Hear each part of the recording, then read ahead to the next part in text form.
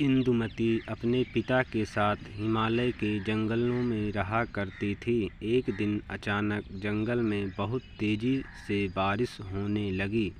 उसके पिता बीमार भी थे। घर में खाने को कुछ भी नहीं था। थोड़ी देर बाद बारिश बंद हो गई। वह उठी और जंगल की ओर जाने लगी। वह जाकर एक तालाब के किनारे बैठ गई। बैठकर वह रोने लगी। उसकी रोती हुई आवाज़ सुनकर एक बहुत सुंदर जलपरी निकली। जलपरी इंदुमती को रोते हुए देखकर पूछी, क्या हुआ? आप क्यों रो रही हो? इंदुमती पहले तो डर गई। फिर इंदुमती ने जलपरी को सब कुछ बताया। जलपरी इंदुमती की बात सुनकर खुश हुई और अपने जादू से इंदुमती को बहुत सारा धन दिया। धन पाकर इंदुमती बहुत खुश हुई और जलपरी को धन्यवाद दिया। फिर अपने घर की ओर जाने लगी।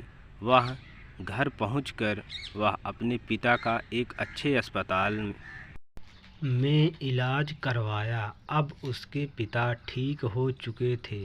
एक दिन इंदुमती जंगल में टहल रही थी कि अचानक उसकी नज़र एक युवक पर पड़ी। वह जंगल में एक पेड़ के सहारे बैठा हुआ था।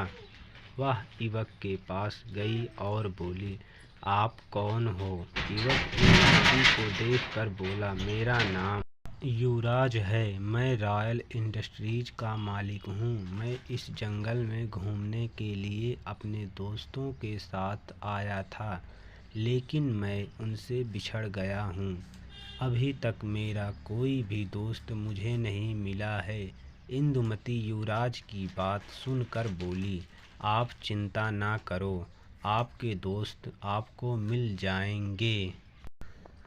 अब देखो शाम भी होने वाली है। आप हमारे साथ चलो। आज आप हमारे यहाँ रहना। सुबह होते ही आप अपने दोस्तों को खोज लेना। हमारे घर में मैं और मेरे पिता रहते हैं। युवराज को उसकी बात सही लगी। वह इंदुमती के साथ चला गया। सुबह होते ही वह अपने दोस्तों को खोजने जाने वाला था ही तभी वह देखा उसके दोस्त उसे खोजते हुए उसके पास आ गए।